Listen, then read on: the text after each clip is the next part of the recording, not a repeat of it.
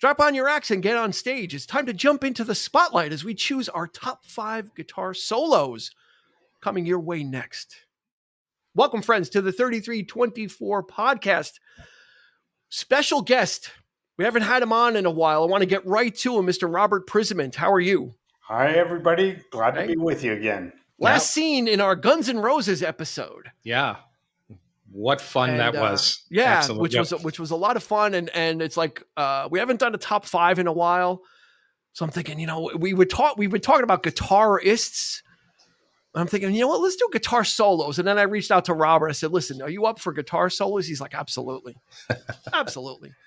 And then of course, more importantly, it's always great to connect with old friends though. Yes. So it's great to see you, Rob. Yep. Welcome. It's hard to distinguish the guitar solos from your top favorite guitarists. Yes. Well, that was my mindset. It's like, some of these solos you're going to equate with, so I tend not to like to go too objective with it. I always come from who I like and, So. Exactly. Because, I may, some of the artists that I really like aren't necessarily great guitar soloists, right? They might be great musicians or great all-around instrumentalists, but may not be virtuoso, or maybe people don't like virtuoso. So you make a good point, we'll Robert. We'll get to that more later. Yeah, exactly. Just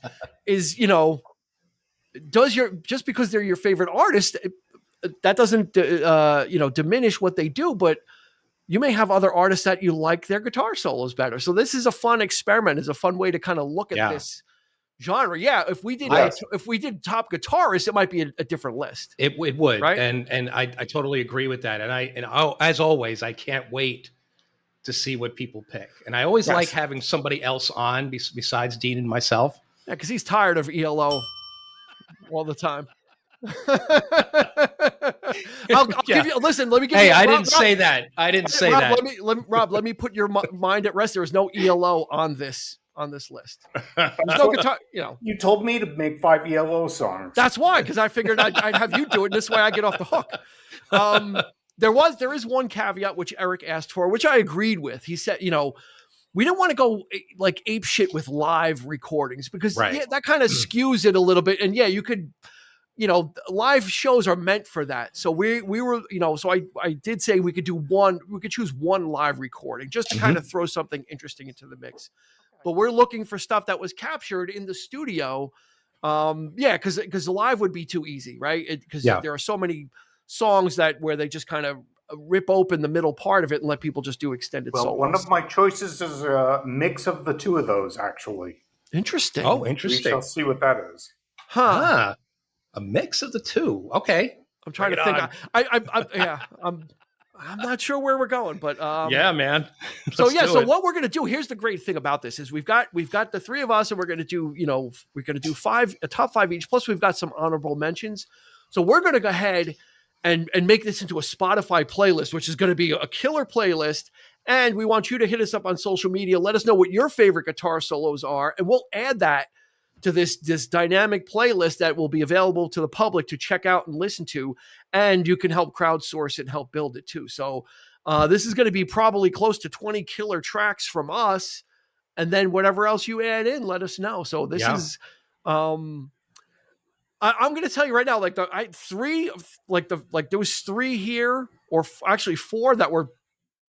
They just rattled off. I didn't have to think too hard about them. Me neither. I just, it's off the top of my head pretty much. And it's also actually some of them are kind of like stuck in your subconscious, but then there's also tracks that I've actually been listening to lately. So there's a few, a couple of those in there. Comes to the forefront. So Rob, did you struggle with this, or was this a slam dunk? I actually had to narrow it down, and I put a couple of conditions for me. Okay. The solo has to touch me emotionally. Yeah. Where I feel it. It's not just noise in the background. 2, it has to fit the song perfectly. Okay. Not just a great solo. I'm with you. I'm with you so far. And a solo that even without the solo track, you can just sing it in your head the whole way through. You just know where it's going. Those are fantastic. I don't disagree with any of those, and I probably subconsciously used those very same conditions for mine. They're all that's you pretty much outlined what makes a good solo, right? It doesn't have to be fast fingers like Yngwie Malmsteen, right? You know, those could be great, No. but if it's all sizzle and no steak, what are you getting? So all right, let's not wait any longer then. Eric, let's kick off number 5. Oh, I'm going first? Of course you are. Okay. With the top, you always go first. What are you talking about? Well, we could change it up once in a while. Totally caught you off guard with that one. You did. You absolutely did. All right. And he's not even drinking. Is that water in that? No, goblet? it's wine actually. That's white why. wine. See, that explains it now. Which I don't usually drink. See, it's hitting me harder than red wine does. So. And he just outed himself. He just totally confessed. So now we understand why he wasn't prepared. So no, okay. let's kick off with number 5. What do you got for top? All right. 5 guitar solos? All right. So this is an artist that I've been following lately. I've been listening to a lot of Wilco. Nels Klein is the guitar player, and his first studio album with the band. He joined the band in 2004. Fantastic jazz player. He's got over 100 albums alone by himself before even joining the band. So, wow. I mean, I had no idea. I think, I thought he was a full-time member. But his first album is an album called Sky Blue Sky. And the song I picked, typically it's usually another song, which is on the jam band circuit has been like, because he goes off on this long tangent, and it's Impossible Germany is the track. That's not the song I picked. I picked a song called Side with the Seeds.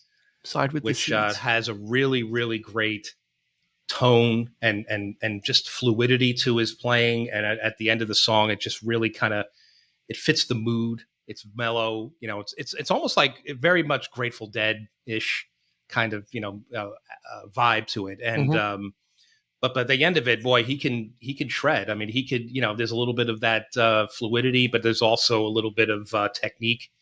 And yeah, and he hits those notes, with purity, and I feel it. So I've been digging, his stuff a lot. I've been going back and I'm trying to dig into, there's just a lot to take in, but I'll start with Wilco and then I'll work my way into his jazz, material.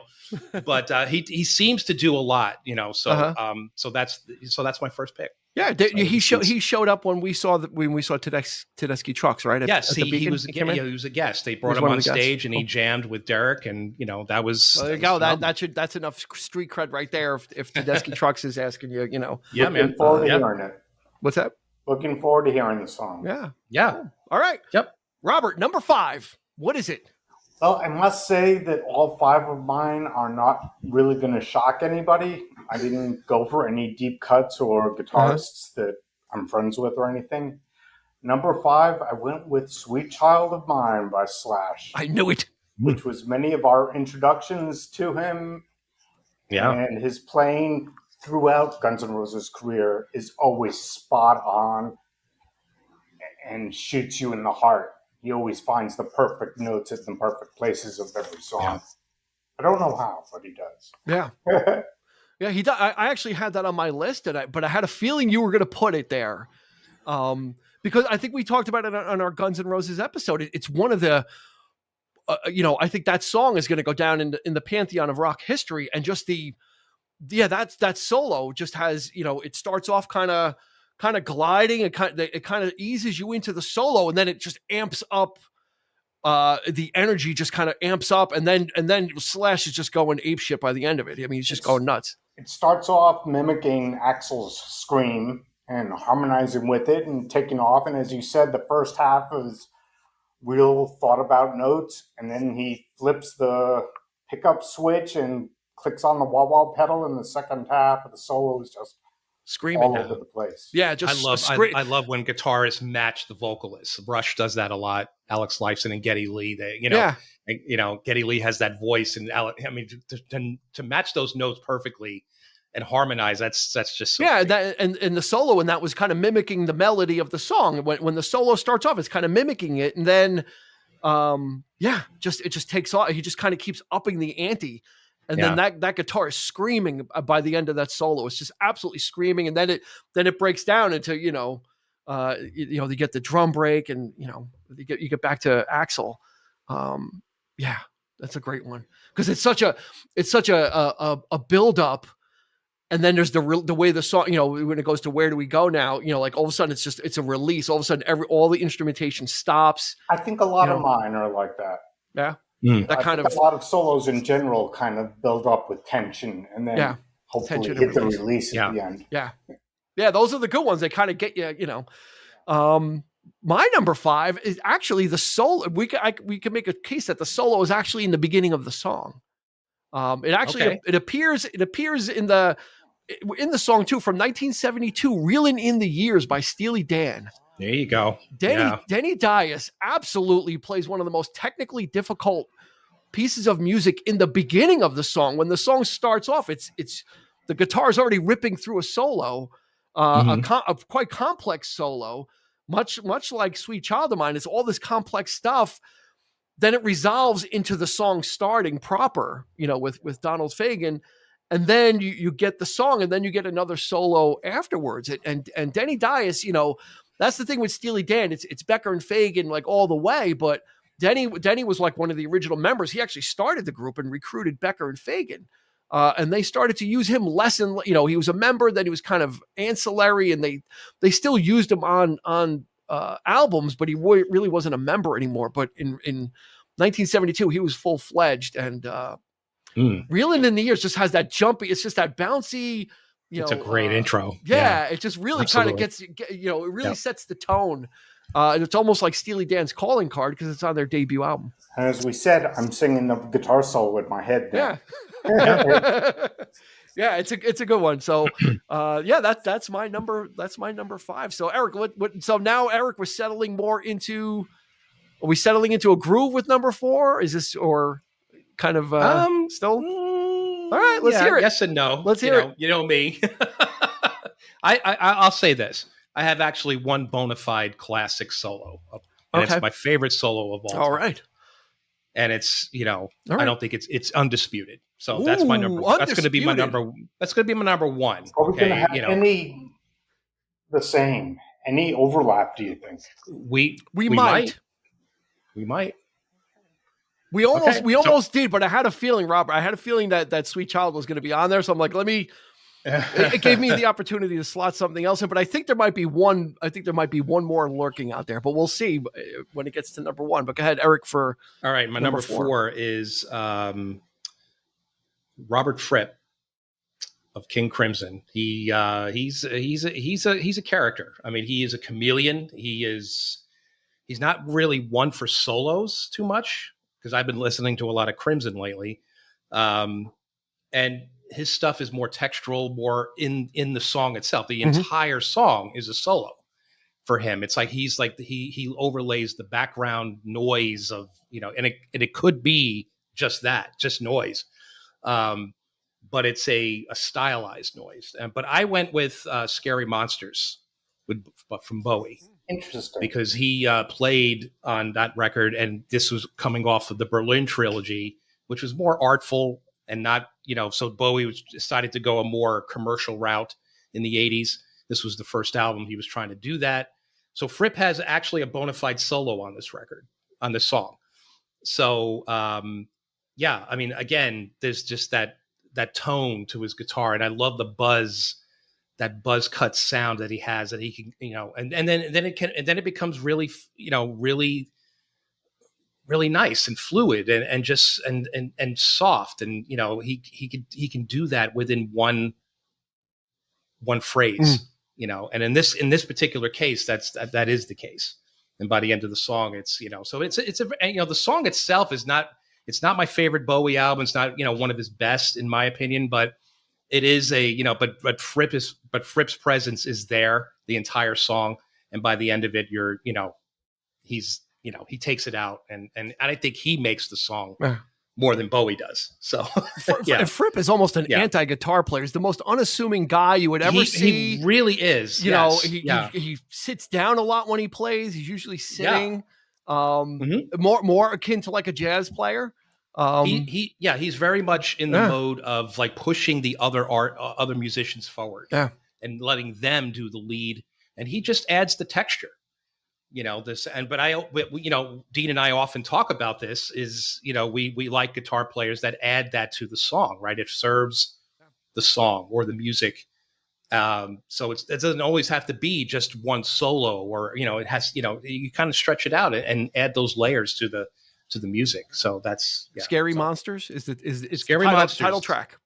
Yep. Okay. Cool. All right, There it is. Robert. Not Robert Fripp, but Robert Prisament. Yes. Number 4 is the aforementioned live studio crossover, which is by Prince, the song Purple Rain. Ooh. Which the version we all know and love was recorded live at First Avenue in Minneapolis. It was the very first show with Wendy on guitar, the very first show with the Revolution, and the premiere of Purple Rain. That's fantastic. And I didn't know that. The interesting thing about the song, and this is great for you guys to look up on YouTube, is that in actuality, when he played it live, it was 13 minutes. It's been trimmed down a lot for the album version, which we all know and love. Yeah. There's a third verse to it. There's a couple of more choruses. And the guitar solo just goes on for like 7 minutes. Wow. And the whole live video is on YouTube. And it even shows this was cut, this was where it took up again. And it's just... So did they sweeten it up, the live version, for the sound? Like, did they do any production enhancements, like to? Not at all. Or they just took the live version and had to edit it, chop it down? They had to chop it down. Yeah. One of the things is the tension part of the solo, where it's going down, and you're waiting for it to resolve. He does that for like 3 minutes to where you're ready to kill yourself until he finally resolves it. You're like, finally.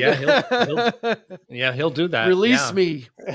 Well, one of the things to point out is, you first get into Prince, and if you're in the 80s and you're in the MTV generation, you don't really get a sense that how fantastic of a guitar player he actually is.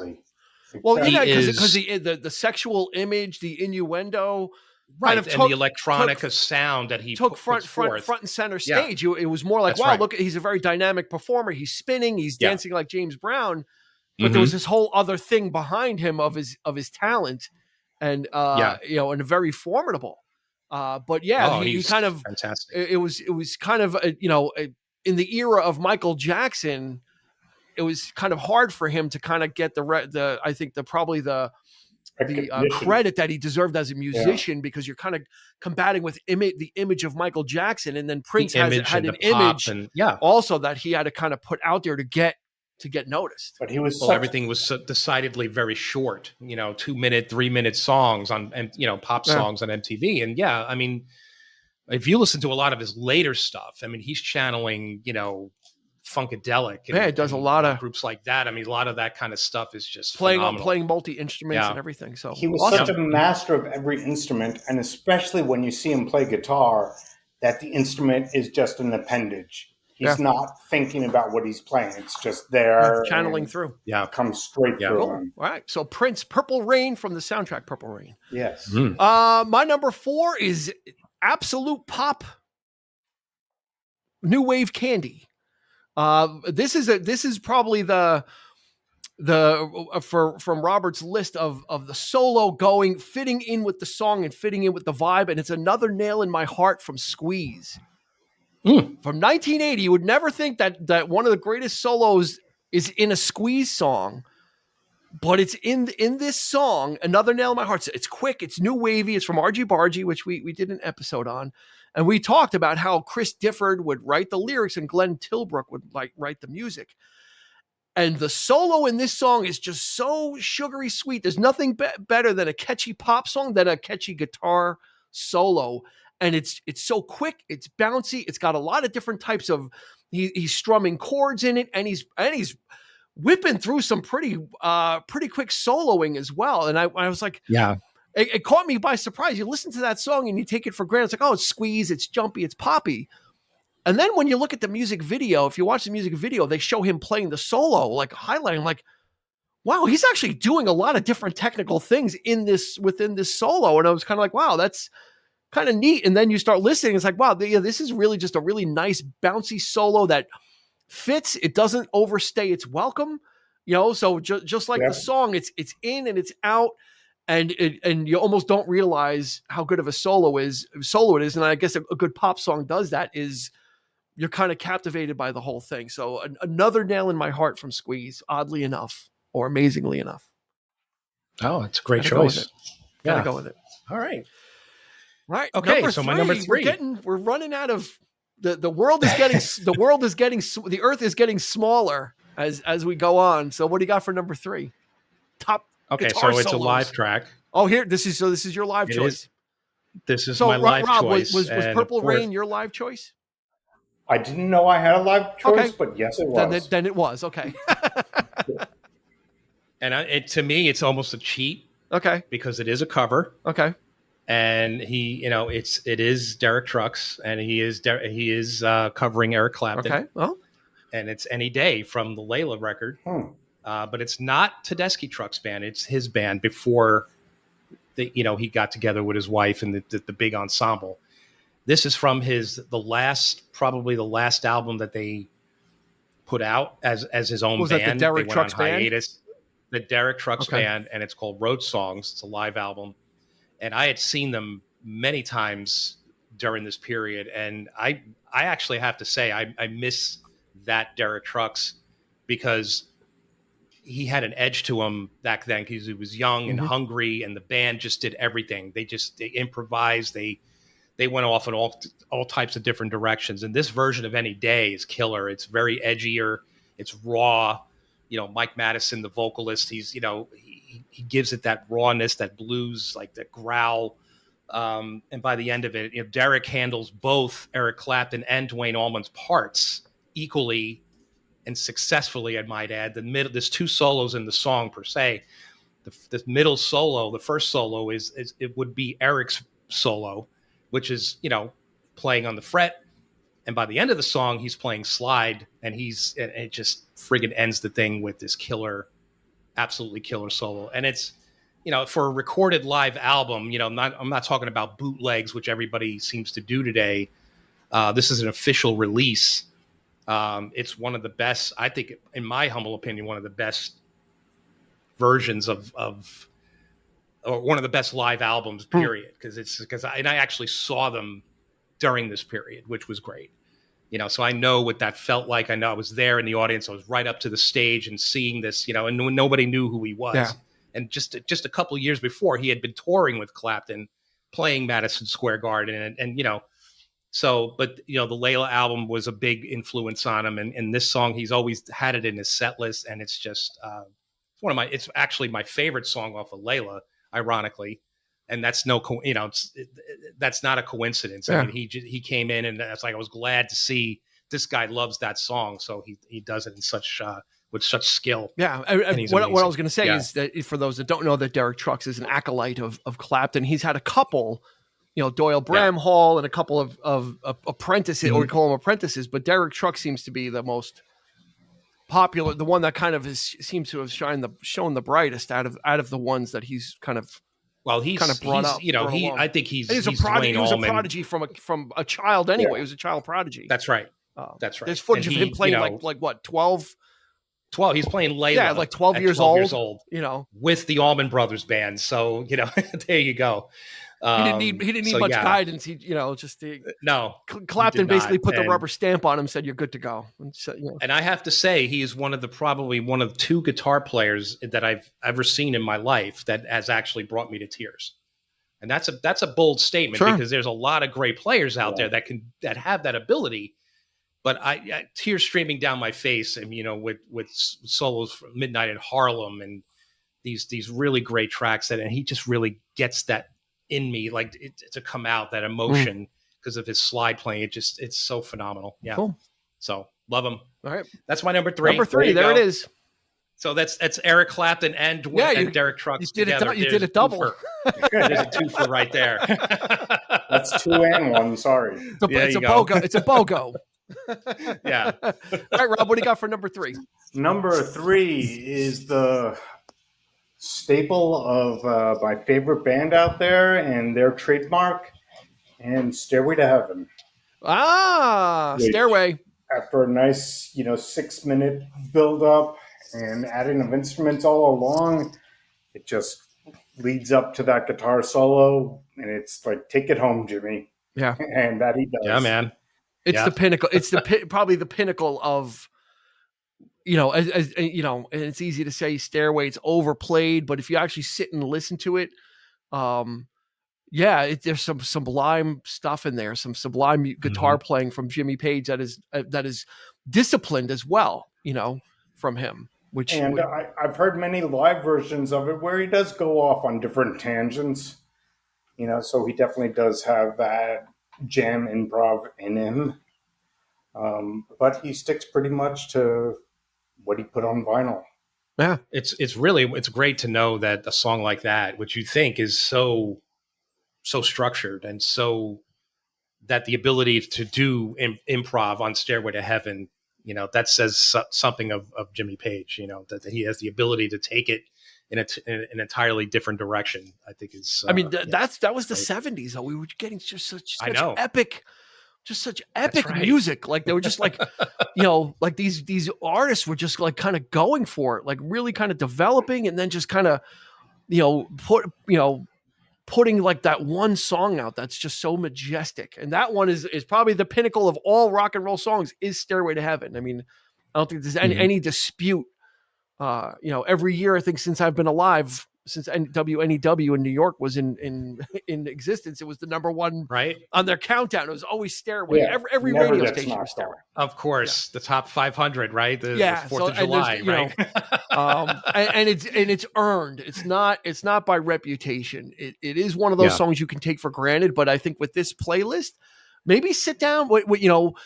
Sit down and give it a listen and listen to the different movements and the different sections, and then like Robert says, another one of those sustain and release solos that kind of builds, and then comes down, and the song kind of quiets down again. So it's another fantastic example of that. Yep. And it almost ends the song, except for that last little thing by Robert. It pretty much takes us home. Yeah, it's like the last third of the of the thing. That there's that great. We keep going back to it too. That Kennedy Honors with Heart. That version of it was fantastic. It had the chorus. It had Robert Plant in tears. Page was in tears. I mean, they did a fantastic rendition of it as well, and very faithful to it, without going off, but really showing you how majestic that song can be, and just how powerful it is. So, all right, Robert pulled an ace out with that one. I'm going to pull my ace out, and I'm going to throw it on the table. This is one of the heavy hitters. It could easily be number one, but it's not going to be. 25 or 6-4. I knew it. Chicago. I knew you were going to go there. Great. Terry Kath, the destroyer of solos. If you go, you can go with the studio version, which, that solo is like probably close to a minute and a half. And it's like 5 different solos in one. He just goes through different types. It's not 5 minutes of him doing one thing. That's the beauty of this song. Is it's Chicago is known for that long form stuff with the horns, and we've talked about it in the past on the Chicago episode. That Terry Kath really didn't get the due, recognition. But on this song, he. That solo, I really kind of tore it apart. And it's got like 4 or 5 different types of solos within one solo. It's like mini solos. All of which you're singing in your head. It's like there's the wah. There's a part where it's just like a wah pedal, and he's just wailing on that. And then he's running through some lightning riffs and just kind of giving you all different types of looks. And then there's some live footage of that where it almost looks fake. It almost looks sped up. He's playing so fast. It's so bizarre. I'm like, that looks so weird. Because he's not even looking. He's like shaking his head up and down. It's like, how is this guy playing this? I know. And all of this happening while those horns are going. And right. The entire thing, they got it all together there. Oh man. What a great. Yeah. The drummer is just in another zone also. I mean, that's right. Chicago is just full of virtuoso musicians. And then Terry Kath just absolutely kind of destroys on that song, and it's one of those songs that you take for granted. It's like dun dun dun dun dun dun dun. It's like everyone takes that for granted. Get to that solo in the middle and kind of listen to what this guy was doing. 25 or 6 to 4, Chicago, 1970. Dig into Terry Cat first album, Freeform Guitar. What the hell is that? Right? That is just they just nothing made but the statement. just one long. It's like here we go. Yeah. So yeah, check that out. Number 2. So we're going to be making a Spotify playlist. So all this stuff's going to be on there. So again, hit us up on social media. Let us know what your favorites are, so we can add it to the playlist as we go to number 2. The stakes are rising. Okay. So number 2 is probably one of my favorite songs by a favorite band and it's Oh Well Part 1, Peter Green. Nice. Good Lord. You talk about what the fuck is going on in this song, man. I mean, he is just off the charts. Yeah. I have no idea what he's even playing. But I urge you to listen to the remastered version of Then Play On, because this song is in stereo. For the most part, it was always in mono. Here, it always sounded very, very tinny to me, which was off-putting. But this version, nice, it's warmer. You get to hear more of what he's doing, and it's just so killer. I mean, Peter Green might be one of the most underrated guitar players, and I don't think he gets enough credit either. Unfortunately, rock and roll casualty. Lindsay, yeah, and Lindsay kind of just pretty much stole the spotlight from him. Not that Lindsay is no slouch as a guitar player. Again, very underrated, and he doesn't appear on anybody's lists. But oh well, I mean, the original version, I love it. I always love that track. And it just, I mean, even at the end when it kind of glides into that quiet, right, that acoustic, and then it fades out, and then there's part 2. It comes back in with that stuff, and but part 1 has always been that's the original Fleetwood Mac. So pre the Buckingham bluesy, and Nicks, they were a blues outfit. With 2 guitarists, sometimes 3, actually 3, with Danny Kerwin, Jeremy Spencer, and Peter Green. So they were like just blues purists. And I mean, even the opening riff is just so catchy. And it's just, it catches your attention right away. And it's just he became quite unstable. The drug use kind of got the better of him. Couldn't handle the rock and roll lifestyle, and just kind of faded on it. It's kind of like Sid Barrett, not as severe as Sid Barrett with Pink Floyd, but same type of thing. Had those issues, had those problems, and receded. Did Peter Green disappeared for nobody knew where he went. Yeah, he was just kind of there around. And he just went on sabbatical. He just he was touring the world. He was in India or just living Asia his life, or something like that. Jeremy Spencer did the same thing. Jeremy Spencer, who was the second guitarist, one day he just never showed up anymore. He joined a cult in the 70s. They're looking for this guy. They're like, we have gigs to play. Where's Jeremy Spencer? And he was gone. And they found him they were in California, and he joined a cult. He said, I'm not coming back to Fleetwood Mac. So a lot of weird stories before you think the Fleetwood Mac Buckingham Nicks drama was there. Fleetwood Mac was already dealing in drama even before that with the other guitars. It was, drama was no stranger to them. If you think that, and the kind of drama that you really care about, it's right? Weird because it's mysterious. It's you don't, it's not lovers, it was strange, that kind of thing. There was a fake, there was a second Fleetwood Mac that was touring in the 70s with another band. So there's a lot. The story of Fleetwood Mac is bizarre enough without Buckingham and Nicks. So, all right, so Oh Well by the original version of Fleetwood Mac, which you can find on the album Then Play On, which is a great blues record. All right, number 2. Number 2 could possibly be on either of your lists. We shall see. The song itself is one of everybody's favorites, and the guitar solo itself, although it may not, it definitely fits with the song, but it stands on its own.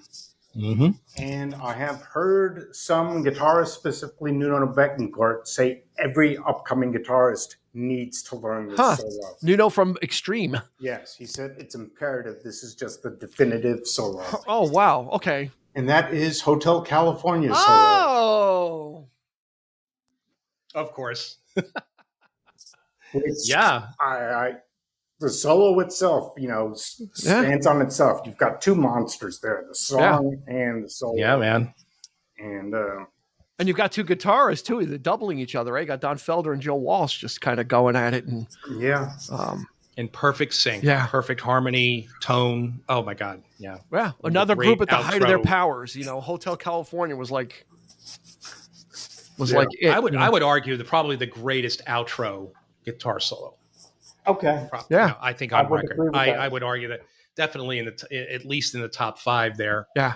But no, that was not on my list. I purposely did not put that on my list because it's, it's just, it's undisputed, So I like to go. If I didn't put some of these on my list, they wouldn't be on anyone's list. See, they deserve to be on everyone's list. There you go. Somebody had to do it. Exactly. Damn it. That's right.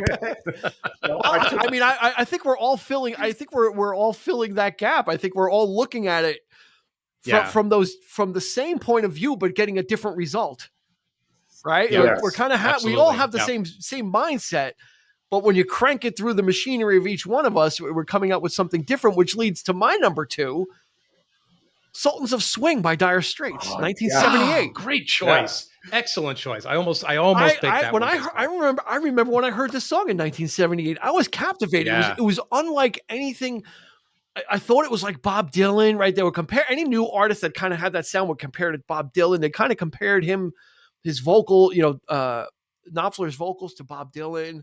I recorded it. This was in the era of you recorded the stuff off the radio. And this was on my mixtapes like over, and it would appear like 3 times on one side.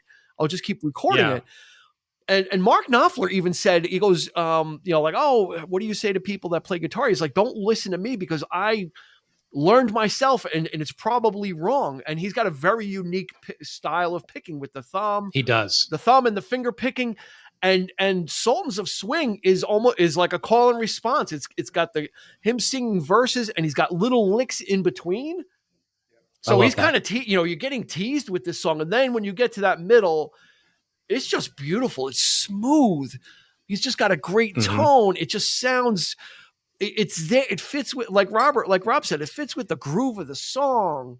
Because Knopfler's vocals are understated, and this solo is understated in meaning like it's almost like the guitar is an instrument and it's matching his vocal style. It's getting the job done, but it's just so nice. He's one of the great crafts. Yeah. And you just said of songwriting and vocal and guitar together.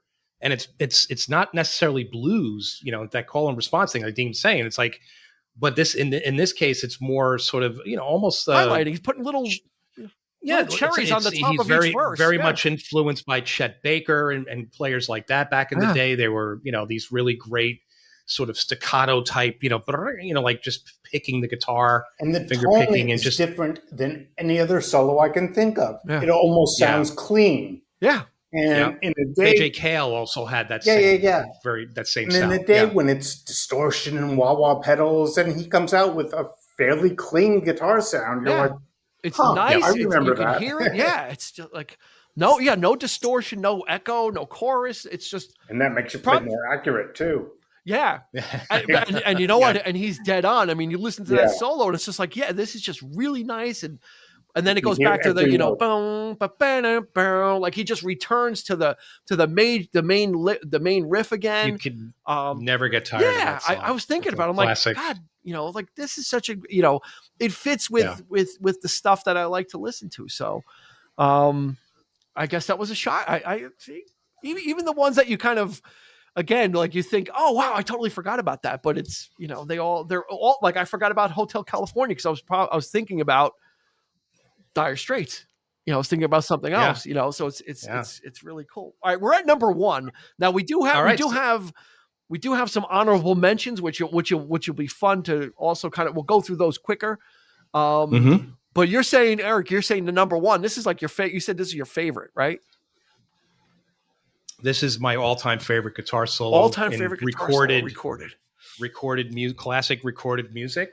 Do we get a hint or no? It's going to care to take a guess. We did an episode. On it. Yeah. And he's the second guitar player that has ever brought me to tears. Well, is it from the album that we did an episode on, or we just did an episode about the person? Yes, it is. So it's not Clapton, because that was Journeyman, and that wouldn't. No. Yeah. No, I covered Clapton with any day. I don't know. I don't know. What is it? It's Time. David Gilmour. Nice. Pink Floyd. The guitar solo in that song is the song for me. It really, it's the cherry on top. It's the icing on the cake, whatever you want to call it. The song itself is, as we pointed out in the episode, is a cautionary tale about living your life to the fullest, because time just goes by too quick. And the older I get, the more the more profound this song is. And every time I hear that solo, tears stream down my face. I don't know what it is about the solo per se. It's just the way he captures that move, but the tone of the guitar, but then it goes off kind of spacey, and it's actually the latter part of the solo where it's like, and then you hear the vocals chiming in, the background vocals. I think it's so everything. Man. I think that album sets you up for it. Like, I think the song, it's the entire package, man. The song sets you. The song. We said in that episode, you have to listen to this thing, and you can't just go put on the song time. You really need to listen to everything. So I think you're right. Like Pink Floyd is, they're slow rolling you, but so by the time you get to that, you're already in somewhat of an emotional state if you're kind of digesting it. It's an experience. And then Gilmour lays that on you, and that's what music is all about. It's so beautiful. And a lot of people would say, oh, Comfortably Numb is like the soul. Yeah. No, this is 1 minute and 45 seconds. I timed it. And I'll take this solo any day over Comfortably Numb. Not that it's not a beautiful solo, but it's long, it's extended. Yeah. But this thing is just, it hits all the right notes, and it says what it needs to say. And in my opinion, it totally makes the song, and it's from the first time I've heard it till now, I still have the same feeling. That's great. That's great that you've never kind of outgrown it. Never got tired of it. Or out emotioned it. Like, that it's still. No, the song is actually more, like I said, it's much more relatable now, and it's more profound now. It's even more than ever. So it'll never get old for me. Time. Pink Floyd from Dark Side of the Moon. Number one. All-time favorite recorded solo. Wow. There it is. There it is. He is finally, it's taken 3 years. He's finally said that his number. I've tried to pin him down. He's dodgy on all the other episodes of, I don't put them in order, and this is not number one. I can't say what number one is. For years, I didn't know that white wine was the answer. That give him a glass of white wine, and he'll give you the number. I'll tell you this: he'll give you the number one. Sober, it'll still nothing will change. Nothing will change. I'm not. That's I'm awesome. Not Time by Pink Floyd. Awesome. All right, Rob, number one. I am going to go on the flip side of Eric and say that my favorite, although I love Time, is Comfortably Numb. Oh, see, there it is. Double whammy. So there I am. And I have watched YouTube 100 different people play this, and they just can't get the emotion. Yeah. They can get the sound, they can get the guitar, but I'm like, something's just missing, and I don't know what it is, but no one can do it. He's got that skill, man. I don't know what he's from another world, Gilmour, when it is playing, and it's a damn shame that him and Waters just can't get it together. And it's Roger Waters' fault. Let's all just put that out there. He's a miserable bastard. Let's just put it out there. But he's a brilliant lyricist. I mean, he comes up with the concepts. I mean, Gilmour is more the music side of it, but man, they complement each other so well. That's what you need, you need to sometimes recognize that the sum is more than the parts. And that that Waters can come up with all this stuff, but having Gilmour's voice too, he lends, having him sing those songs also and play, with Time. Yeah, he's got a great voice. It's a whole table setting thing also. And I think that's what makes those songs work. Like Comfortably Numb and Time. Those are two great examples of it. Of just kind of the whole experience, that Pink Floyd provides. That's one of the great things, is they kind of give you a whole thing to kind of chew on. Yeah. And you take the trip.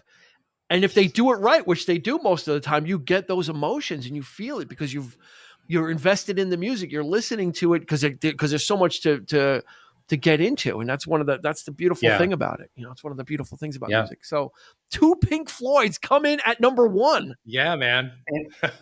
And Dean will Who end would our have thought? holy trinity of number 1 solos with. Let's Actually, do it. it's going to be I'm using my live version card. Okay. And it's an artist that has already been on the list. Anybody care to guess?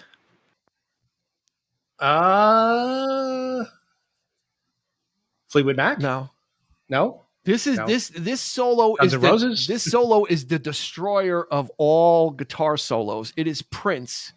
While My Guitar Gently Weeps. At the Rock and Roll Hall of Fame induction of George Harrison. Yep. Is one of the most amazing pieces of guitar work I've ever seen in my life. You got it. There's no record. I don't know that we'll have it on Spotify, so we'll link to the video. These guys slow rolled Prince in such a brilliant way. If you've never seen this footage, it's Tom Petty singing.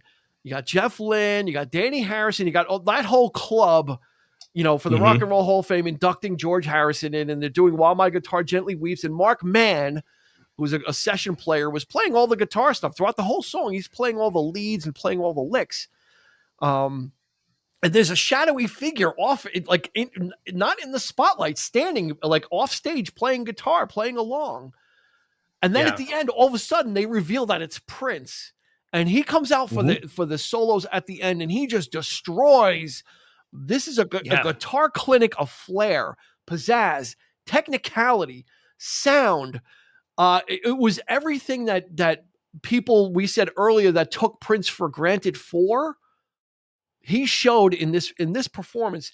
He just destroyed. I mean, he was actually falling back into the stage, and he had guys like push him back up stage. Danny Harrison is laughing hysterically. He can't believe it. They're all digging it, and George would have loved it. George Harrison would have absolutely. And all of his solos were fit beautifully within the framework of the song.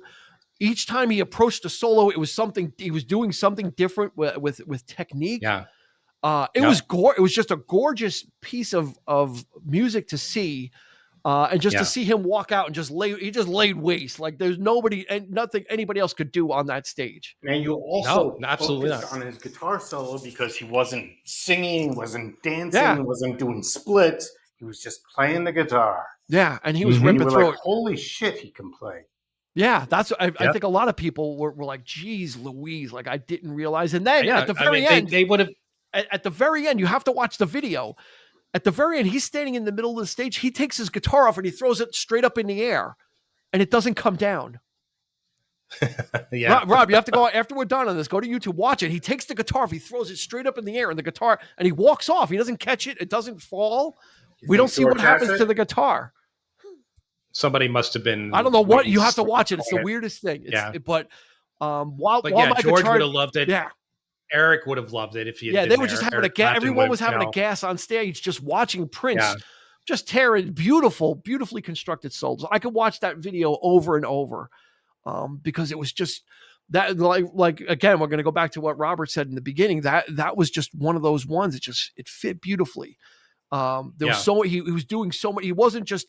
It showed that he was multifaceted because he was doing different solos and approaching each phrasing, and the rest of the band is just kind of repeating those 4 or 8 bars at the end while Prince just has a field day. He just kind of, they let him just kind of go on, and they keep chugging the song along until Prince feels like he was done. And he nailed it. So that's my number 1. That's it. While My Guitar Gently Weeps from the Rock and Roll Hall of Fame 2004 induction. So great choices, everyone. That's the top. That's the top 5, which is there.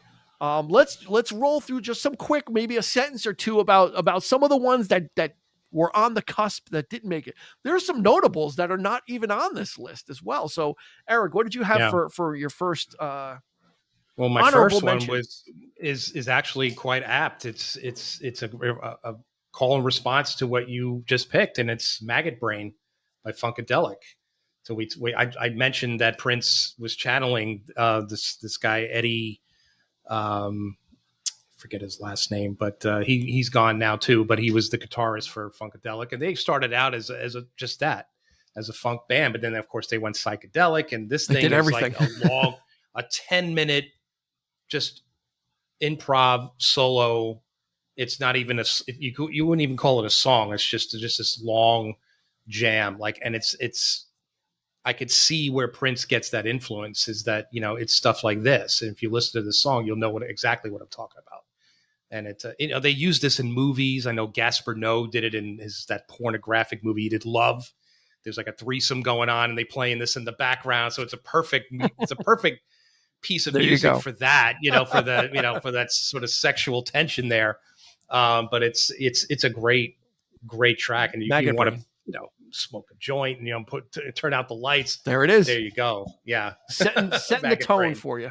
Yeah, Rob, what skirted the outliers of the list and didn't make it in? Well, my two favorite guitarists, you picked the song, but Randy Rhoads, either Crazy Train or Mr. Crowley, and Eddie Van Halen, either his Beat It or I think So This Is Love has a great solo that I. You mean So This Is Love or When It's Love? No, So This Is Love. So This Is Love. Okay. Warning has a solo that I just have in my head. And I'd like to say something about two honorable mention guitarists. Well, hang on. We're gonna go through. We're gonna go around. Hey, okay. We're doing that. He's rolling through the whole list like in one shot. There's nothing left for the rest of us. That's what she said. So you're saying Ozzy? So either Crazy Train or Mr. Crowley would have kind of made it on there because of Randy Rhoads. Yeah. For me, I'm gonna tip my hat to Rob and the hair metal bands. For some reason, Round and Round by Rat. I really like that solo. It's got that double. It's got that a la Hotel California. It's got the double solo with Warren DeMartini and Robin Crosby at the end when they're kind of trading off. It's very emblematic of that era of music. But Round and Round by Rat, I always liked. I like the song and the solo is typical of the time, but I think it's a really good example. And again, and with the dual guitars, they were kind of trading off and doubling each other. I kind of dug that aesthetic. You didn't really see that too much. Most of those metal bands were just four members: a bass, guitar, drummer, and a, like the Motley Crue, Poison, model. So Rat, Round and Round by Rat, was on the outskirts of town on this list. Eric, what else you got? Right. Give us another one. All right. So the guitarist I just mentioned, Eddie Hazel, was his name. Okay. So there you go. But my next, Instinct Blues. Jack White. White Stripes. Get behind me, say we did that episode, but this song, I don't know. It's not even a real solo per se, but again, I just love the way he plays with the guitar, the fretwork on it. It's like, he's just kind of like, just playing, having fun with it and just really getting in there. And it's probably one of my favorite tracks off the record because it's just, it shows his skill as a guitar player, his virtuosity, his improv nature, his artsy. That whole album. Every White Stripes album has something to that you could have chosen. That's a great track. Totally forgot. I love that. Totally forgot about Jack White, White Stripes. So thank you for that, Rob. What do you got? You said you wanted to recognize a guitar player. Yes. Go for it. What do you got? I wanted to recognize two guitar players.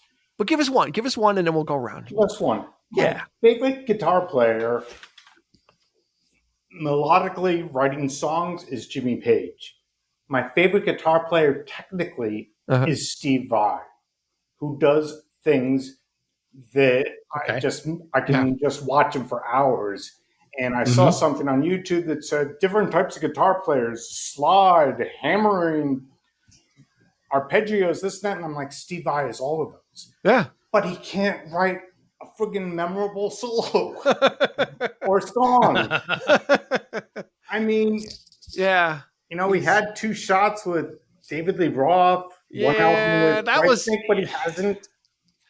David, hanging around with Roth didn't do him any favors because Roth was looking to reconstruct a Van Halen and out Van Halen Eddie.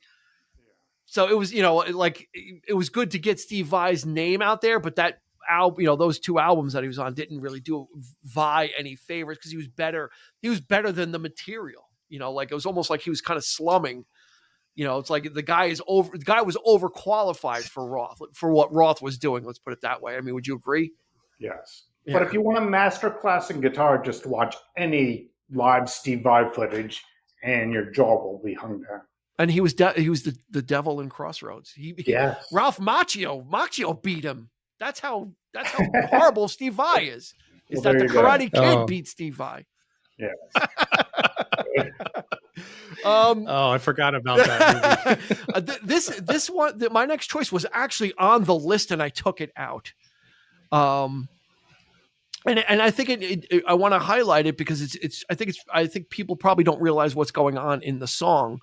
The name of the song is "The End" by the Beatles, from Abbey Road, 1969. It's actually all 3 Beatles handling the solos at the end. So when that whole side 2, which is basically a medley of songs, you've got Carry That Weight, and then it goes into the song called The End, and there's these. It sounds like a lot of disjointed solos. That's because Paul, all the 3 Beatles were trading solos on that song. Paul took the first 2 bars, George would take 2, John would take 2, and then they would circle around again. So it was all 3 Beatles kind of playing for each other. In this song, The End, which then kind of trails into that lone piano, and in the end, the love you make. But before that, all that guitar hysteria that's going on is the three Beatles playing 2 bars each and then circling back again. And I don't think a lot of people realize that it was actually all of them doing it. That's a great standing around choice, in the studio for the last time. And I understand they were just having a gas and smiling and really enjoying the experience. And just and you don't really see Paul McCartney in that mode also, but he joined in for this. This was their swan song. This was the finale. Yeah, Let It Be came out afterwards, but it was not really a Beatles album. It was recorded beforehand and stitched. Abbey Road is like the de facto last album, and this was their last recording. So The End. That's the end. Great. We'll do one more. We got a couple more. What do you got? I got 2 All more. right, let's do it. Okay, my next would be Bright Side's Life by Pat Metheny, from his debut release. Jazz Fusion. Yeah. And I mean, the entire thing, obviously it's instrumental. So is it are there solos on this per se? That's, you're skirting. Yeah, you're going a little too far now. That's an instrumental. That's why YYZ couldn't be in this list.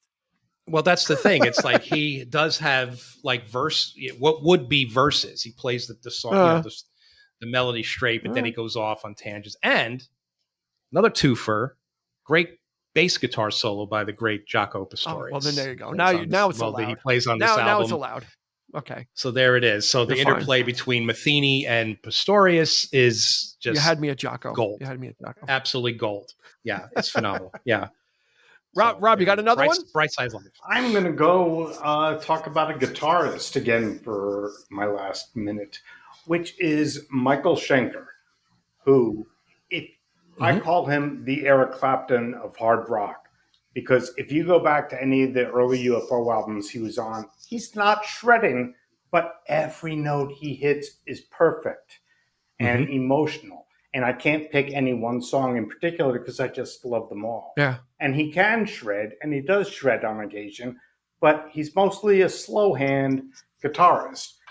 And an interesting thing, when I saw an interview with him about songwriting, they were saying, how do you, pick a solo that's going to fit with a song? And he said, I write the opposite of everybody else. I write solos first. And then I figure, what song can I write that can fit this into it? Yeah, that's interesting. That's interesting. That's but great. Listen to any Michael Schenker stuff, and it'll just leave you. And Robert, any love for his brother Rudolph from the Scorpions? He's a great rhythm guitarist. He's the guy with the he's the guy with the forks on his eyes. Come on. Yes. Do you have a specific song in mind, Rob? I really love the song for the playlist. Love to Love. Okay, we'll put that in. Yeah. Cool. All right.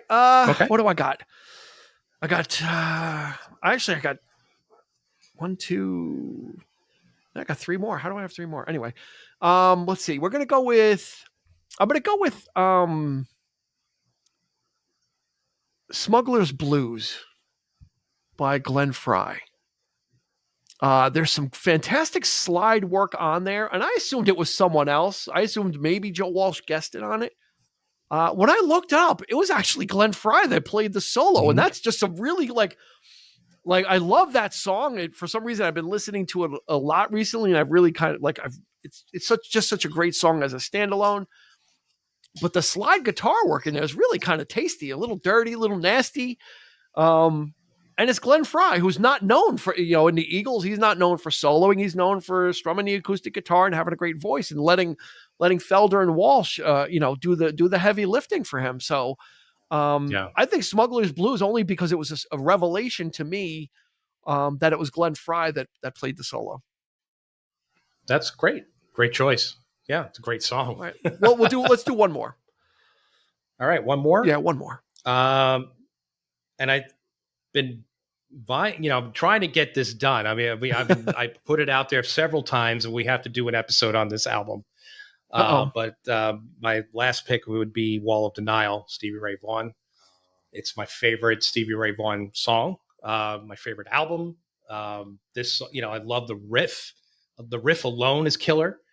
The way it starts off, but the soloing in this is just so fluid, and it's just so much more mature. Him coming off of his addictions and trying to go clean, and he's just reinventing himself on this record. It's a shame that when somebody starts to do that, like Hendrix, they're gone. They're taken from us way too soon. So unfortunately, but this is a phenomenal album, phenomenal song. I love, and there's several solos in this record. It just keeps going and going, And at the very end, right up to the very end, he just, I don't know where where it comes from, the energy, there's just the mastery of the picking and the hands. It's just godlike, for somebody, to do that just throughout the entire song. And it really doesn't sound like I don't know if it's the case or not, but it just doesn't sound like a case where there's several takes or there's several parts, or they're recorded and they're put together. This sounds like it was recorded live to me, but I could be wrong about that. But it's just such a great track. Another tragic loss. Stevie Ray Vaughan, can't go wrong. Stevie Ray Vaughan can't go wrong. Hey, look at that. Rob, do you have another one, or my last choice? If I'm allowed one more, you're allowed as many as you like. You're the guest. Okay, well then I will take two more. I will take More Than a Feeling by Boston. Nice. Our Tom Scholz, who recorded it in his basement. And the last one I will take is Highway Star by Deep Purple and Richie Blackmore solo. And nice thing I saw in an interview with Richie is that he doesn't remember any of the solos he's recorded except for Smoke on the Water. He said everyone is improvised during the show. He's like, I don't know any of them by heart. Richie Blackmore, incredible guitarist, strange guy. Yeah. He is just he's kind of out there now with the whole medieval. He thinks he's in King Arthur's court. But yeah, Rich Blackmore is a fantastic guitarist. I could have chosen a bunch of his stuff. But. Yeah. I'm going to close out with a